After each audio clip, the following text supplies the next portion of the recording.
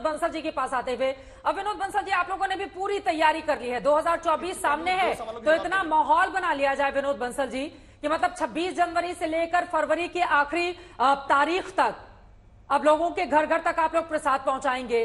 लोग अगर दर्शन करने के लिए आएंगे तो पूरी व्यवस्था विश्व हिंदू परिषद आरएसएस की ओर से की जाएगी। क्या है ये बीजेपी को जिताने के लिए ये पूरा प्लान तैयार किया जा रहा है क्या? पर्दे के पीछे राजनीति की जा रही है पूरे मुद्दे पर, राम के नाम पर। सभी पैनलिस्टों को और सूजी दर्शकों को जय श्री राम। मैं ये कहना चाहता हूं कि 22 तारीख को जो कार्यक्रम होने जा रहा है उसके लिए जो न्योते और नेगेटिविटी फैलाने से बाहर आए, इनको किसी को निराश होने की आवश्यकता नहीं है। जो आए उसका भला, जो नहीं आए उसका भला। लेकिन जहां तक निमंत्रण, तो मैं विश्व हिंदू परिषद का प्रवक्ता होने के नाते आप सभी को करता हूँ वो तो टेस्ट करेंगे क्या आप सभी 22 तारीख को सहर्ष आपके निमंत्रण से तो बात बनेगी ना, उस कार्यक्रम में सहभागी बनिए। हाँ, ये है कि देखिए अयोध्या में चूंकि सीमित गैदरिंग है, यूपी सरकार ने मुझे लग रहा है कुछ तकनीकी दिक्कत आ रही है विनोद बंसल जी आपके ऑडियो में, उसको तुरंत दुरुस्त करवा के मैं फौरन आपके पास लौट रही हूं। आप महत्वपूर्ण बातें कह रहे हैं, लेकिन राकेश त्रिपाठी जी, असीम वकार जी के सवालों का जवाब दीजिए। पद्म सम्मानित करेंगे आप नेताजी को और उसके बाद फिर उन्हीं की पार्टी को लेकर विरोध के सुर खड़े हो जाएंगे, तो चित भी मेरी पट भी मेरी, ऐसा कैसे चलेगा? राकेश त्रिपाठी जी, देखिए दो बातें इस डिबेट में झूठ कही गई। एक तो संजय गुप्ता ने कहा कि केवल उद्धव ठाकरे अकेले ऐसे नेता हैं जिन्होंने 1 करोड़ रुपए देने का काम किया है, उनकी जानकारी दुरुस्त कर दूं। संजय पाठक भारतीय जनता पार्टी के मध्य प्रदेश से विधायक है, 1 करोड़ 11 लाख रुपए दिया है। यद्यपि इस बात की होड़ नहीं होनी चाहिए, प्रतापगढ़ के सामान्य किसान ने अपनी 16 बीघा जमीन बेच करके 1 करोड़ रुपए देने का काम किया है। मैं फिर कह रहा हूं, भगवान राम को अपने सामर्थ्य अनुसार पूरे देश ने बढ़कर के अपनी भक्ति भावना के अनुसार, अपने सामर्थ्य के अनुसार सबने मिलकर के दिया है और भगवान राम का मंदिर बनाया है। ये लोगों की आकांक्षाओं का मंदिर है। इसलिए मैं बार बार कहता हूं कि जब पार्टी की बात कर कोई टिप्पणी की जाती है तो लोगों की भावनाओं का ध्यान रखा करें। अब आसिम वकार के सवाल पर, आसिम वकार ने सवाल किया कि एक दो बातें कही इन्होंने भी झूठ। एक कहा कि चीफ जस्टिस रंजन गोगोई ने कहा कि उसमें कोई मंदिर के प्रमाण नहीं मिले। मैं आसिम वकार को निमंत्रित करके बुला रहा हूं, 22 तारीख को तो बड़ा कार्यक्रम है, 25 तारीख के बाद मेरे खर्च पर अयोध्या चले और अयोध्या में राम जन्मभूमि मंदिर के पास में वो सारे जो प्रमाण आर्कियोलॉजिकल सर्वे ऑफ इंडिया की खुदाई से निकल कर आए ना, किसी टेलीस्कोप माइक्रोस्कोप की जरूरत नहीं है, नंगी आंखों से दिखाई पड़ेगा। कोई चश्मा लगाने की जरूरत नहीं है कि नीचे से कैसे कैसे शिला स्तंभ निकले हैं, कौन कौन से मंदिर के भग्नावशेष निकल करके सामने आए हैं। इसलिए किसी प्रत्यक्ष को प्रमाण की आवश्यकता नहीं है। और ये झूठ बताना हर डिबेट में बंद करिए कि कोर्ट ने आस्था की बुनियाद पर फैसले दे दिया, कोर्ट के पास कोई साक्ष्य नहीं थे। सच ये है कि न केवल डॉक्यूमेंटल एविडेंस बल्कि साइंटिफिक एविडेंस के आधार पर, आर्कियोलॉजिकल सर्वे ऑफ इंडिया की रिपोर्ट के आधार पर थोड़ा पढ़ा लिखा करिए। बिना पढ़े चले आते हैं डिबेट में और आकर के भ्रमित करना शुरू कर देते हैं कि कोर्ट ने कहा है, कोर्ट ने कहा है। अरे सब कोर्ट में जाकर बताया तो था आपने,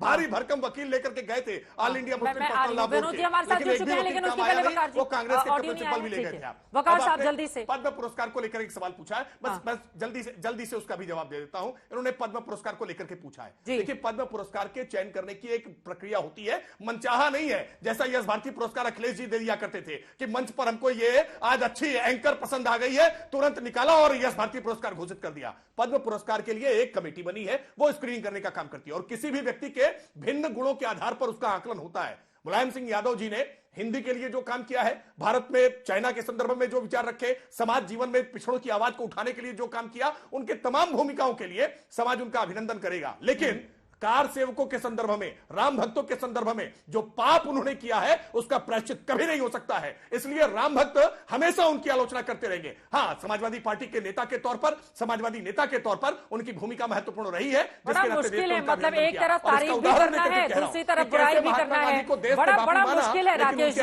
राजनीति के इस मिजाज को समझ पाना। सुनील जी, अब आपकी बातों से खुश हो या फिर दुखी हो, मैं उनके पास आऊंगी, लेकिन उसके पहले असीम वकार जी, उनकी बातों पर आपकी रिपोर्ट। वो कह रहे हैं कि पढ़ लिख कर आया करिए और आपके पास जानकारी नहीं है।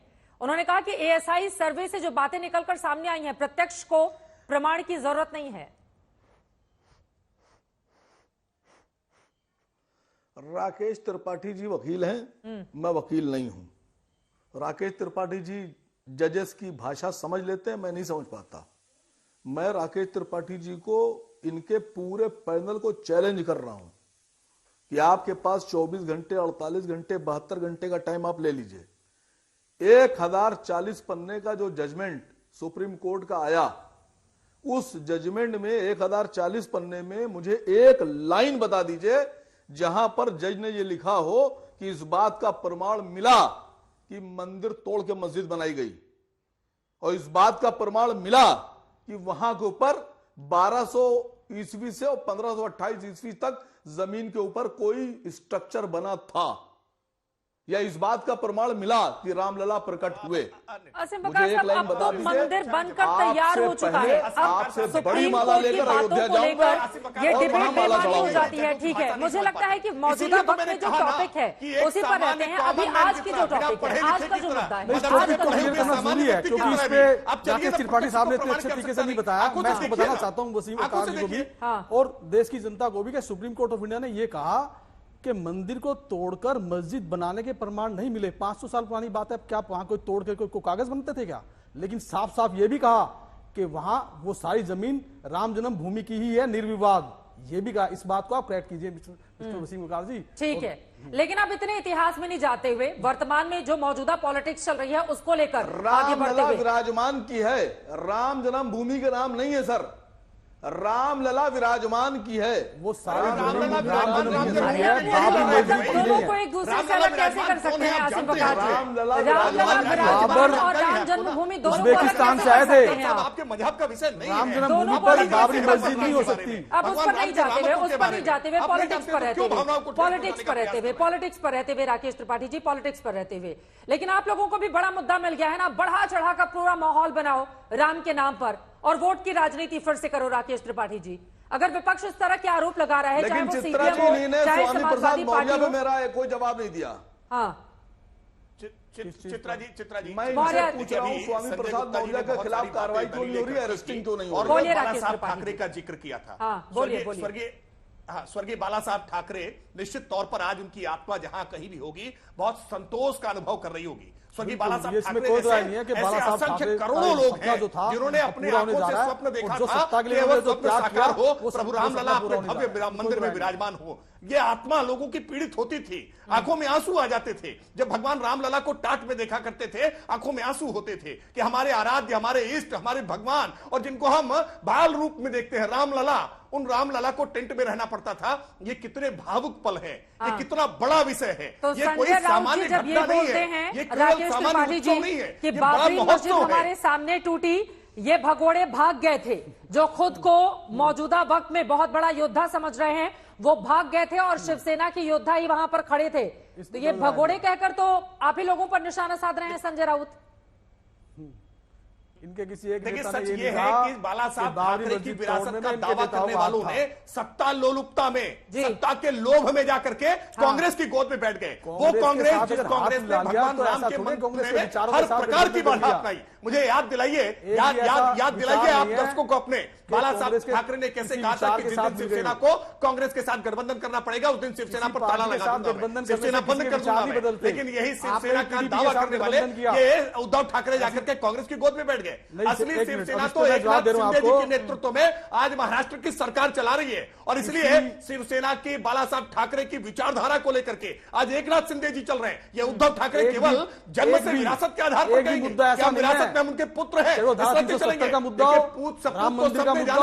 पूत कपूत भी जाने हैं, कपूत होते हैं जिनको विरासत के दावे का अधिकार नहीं हो सकता है। उद्धव ठाकरे जी बाला साहब ठाकरे की विरासत का दावा करने का अधिकार खो चुके हैं जब वो कांग्रेस की गोद में जाकर बैठ गए, जब वो डीएमके के साथ जाकर बैठ गए, जब वो समाजवादी पार्टी के साथ जाकर के बैठ गए। वो समाजवादी पार्टी जिसके नेता स्वामी प्रसाद मौर्य भगवान राम को लेकर क्या कह रहे हैं हम कि आइए, क्या कहते हैं उसमें राम मंदिर पे आइए, क्यों नहीं कांग्रेस भी आए। समझ में आ रहा है आप क्या बयान दे रहे हैं? बिल्कुल, देखिए आप कह रहे हैं कि कांग्रेस पार्टी को शिवसेना उद्धव ठाकरे का हिंदुत्व सिखा रहा है। अगर कांग्रेस में आज कोई कमी है तो सिर्फ हिंदुत्व को ही समझने की कमी है। हिंदुत्व और हिंदू के अंतर को अगर वो समझ जाएगा, इसमें कोई अंतर नहीं तो सत्ता से बाहर रहने का। लेकिन राहुल गांधी तो बार बार यही बयान देते रहे हैं कि हिंदू और हिंदुत्व दोनों अलग अलग चीजें हैं। आपके ऐसे तो वीर सावरकर के विषय में बोलते रहे हैं, ऐसे तो वीर सावरकर के विषय में बोलते रहे, और हमने हमेशा कहा है कि वीर सावरकर हमारे आदरणीय, और किस तरह से श्रीमती इंदिरा गांधी जी ने भी उनको पुरस्कार दिया था। हाँ। ऐसे तो हम राम मंदिर मुद्दे पे भी उनको कहते हैं। हाँ। ऐसे वीर सावरकर के मुद्दे पर भी कहते हैं, धारा 370 पर भी कहते हैं। और दूसरे मुद्दे ऐसे हैं, कोई भी ऐसा मुद्दा नहीं है कि जिसपे हम ये ना कहते हो तो कि मतलब आपकी संगत का असर है क्या कि कांग्रेस पार्टी वहां जाने के लिए अभी तक जो खबरें आई हैं कि तैयार हो रही है, आपकी बिल्कुल, संगत का बिल्कुल, असर ये है, बिल्कुल उद्धव हम- ठाकरे जी की संगत का असर है? देखिए बिल्कुल हम इस बात को बिल्कुल कांग्रेस को बताना चाहते हैं कि समझाना भी चाहते हैं कि किस तरह से राजीव गांधी जी ने ताला खुलवाया था और किस तरह से इस मामले पर उन्हें हिंदुत्व को समझना चाहिए। वीर सावरकर मामले पर भी समझाया। ये भी झूठ है। अरे राजीव गांधी ने कोई ताला नहीं खुलवाया था। राहुल गांधी नहीं, राजीव गांधी की बात कर रहा हूं मैं। राहुल गांधी बादशाह निकल गया हुआ। राजीव गांधी ने कोई ताला राजीव गांधी जी ने ताला खुलवाया था। कैसी बातें करते हैं आज, तो आप ये कहते हैं कि हम देश के नागरिक नहीं है। अगर मान लीजिए आपके साथ नहीं है तो इसका मतलब हम कोई पाकिस्तानी हो गए क्या? नहीं चाहिए थे, लेकिन रामलला को ताले में बंद करने का काम पंडित नेहरू ने किया था। और राजीव गांधी की सरकार केंद्र में और राज्य में दोनों सरकारों ने भरसक प्रयास किया था कोर्ट के सामने हलफनामे देकर के कि ताला ना खुलने पाए। हिंदुत्व को सही से ना समझने के कारण ही तो आज कांग्रेस सत्ता से बाहर है। और कोई दूसरा कारण, कोई टाइटैनिक जहां नहीं डुबा रखा कांग्रेस ने। सिर्फ हिंदुत्व को सही से जिस दिन समझ जाएंगे उस दिन दोबारा से सत्ता में आ ट्यूशन जाएंगे। दीजिए ना, राहुल गांधी जी को 1 घंटा रोज ट्यूशन दिया करिए, पढ़ाया करिए। बताते हैं जैसे वीर सावरकर जी के विषय में बताया, ऐसे ही अयोध्या के विषय में बता रहे हैं, वालों को समझाया ऐसे ही करिए, और दूसरे आरजेडी मुद्दों पर वालों भी को समझाया बताएंगे। करिए। चलिए ठीक है, क्या हमारे साथ विश्व हिंदू तो परिषद के नेता जुड़ गए हैं विनोद बंसल जी से संपर्क टूट गया है, इस वजह से उनके पास मैं नहीं जा पा रही हूं। लेकिन असीम बकार साहब, अब पॉलिटिक्स पर शफीकुर रहमान बर्क साहब की अलग लाइन है, डिंपल यादव की समाजवादी पार्टी से अलग लाइन है, आप लोगों की अलग लाइन है, लेकिन इन सब के बीच देश में एक उत्सव जैसा माहौल बना रही है भारतीय जनता पार्टी। आपको लग रहा है कि 2024 की राजनीति इसके बल पर सधेगी उसके लिए? मैडम, जब राहुल गांधी जी मोहब्बत की यात्रा निकाल रहे थे तो उस वक्त मैंने ये बात कही थी, और मैं इसका प्रमाण समेत आपको वीडियो दे दूंगा कि राहुल गांधी जी चाहे इतनी यात्राएं निकाल लें, जनवरी में मंदिर का इनॉग्रेशन होगा और उसके बाद में फिर स्थितियां बदल जाएंगी। और भारतीय जनता पार्टी मैं समझता हूं कि पहले भी राम के नाम पे वोट मांगती आई है और आगे 2024 में भी उसके जो वोट का जो बेस होगा वो राम मंदिर ही होगा। इनके पास किसी तरह से कोई भी ऐसी बात नहीं है जिस पर ये चुनाव लड़े, कोई पॉलिटिकल, कोई सामाजिक मुद्दा नहीं है जिस पर ये चुनाव लड़े। ये राम के नाम पर अपनी नैया पार लगाना चाह रहे हैं। ठीक है, कार्यक्रम के आखिरी हिस्से में है सुनील अभी यादव जी की एक बात टिप्पणी कही। मैं जल्दी से ले लेती हूं। सर, कार्यक्रम के आखिरी हिस्से में वो बहुत देर से जुड़े हुए हैं, उनकी टिप्पणी नहीं हो पाई है। सुनील यादव जी, लेकिन आप लोगों को क्यों ऐसा लग रहा है कि बीजेपी निमंत्रण देने में भेदभाव कर रही है? और आपको भी लग रहा है कि 24 की नैया पार होगी क्या बीजेपी की, जिसको इस मुद्दे को लेकर, राम के नाम को लेकर आक्रामक तरीके से आगे बढ़ी है फिर से? देखिए चित्रा जी, मैं फिर कहूंगा, भगवान राम, मंदिर, धर्म, आस्था पर राजनीति भारतीय जनता पार्टी जिस दिन छोड़ देगी उसी दिन ये देश को आगे ले जाने के लिए कुछ हम मान सकते हैं कि कुछ बेहतर कर रहे हैं। ये धर्म, भगवान राम, मंदिर, आस्था, ये हमारी निजी विषय, लेकिन भारतीय जनता पार्टी के पास क्योंकि कुछ गिनाने को नहीं है। क्या गिनाएंगे कि हमने महंगाई बढ़ा दी है, किसानों को बर्बाद कर दिया है, बलात्कारियों को जेल से रिहा कर दिया है, भ्रष्टाचारियों को गले लगा लिया है, देश की सीमाएं हमारे रहते सुरक्षित नहीं है, पिछड़े दलितों का आरक्षण छीन लिया है। अब कुछ भी नहीं बता सकते, तो इसलिए केवल भगवान राम के नाम पर जाएंगे, लेकिन हमें भगवान राम की शक्तियों पर भरोसा है कि अधर्मी लोग आपकी भगवान राम का नाम लेकर के नहीं जीत पाएंगे। चलिए, अब 2024 की पॉलिटिक्स में आगे क्या होगा इस पर आज तक की नजर लगातार बनी रहेगी। फिलहाल के 2 लाइन में जल्दी से राकेश, 2 लाइन बोलिए। देखिए, सच ये है कि शासन की सबसे बेहतर राजनीतिक अवधारणा राम राज्य की है, और हम डंके की चोट पर कह रहे हैं भगवान राम के आदर्शों पर चलने वाली शासन व्यवस्था हम चलाना चाहते हैं। आप बाबर वाली शासन व्यवस्था चाहते हैं तो डंके की चोट पे आइए ना, कहिए हम बाबर के नाम पर चुनाव लड़ना चाहते हैं। हाँ, हम कह रहे हैं हम राम के नाम पर सवाल बना हुआ है। फिलहाल के लिए आप चारों मेहमानों का बहुत शुक्रिया हमारे साथ दंगल का हिस्सा बनने के लिए।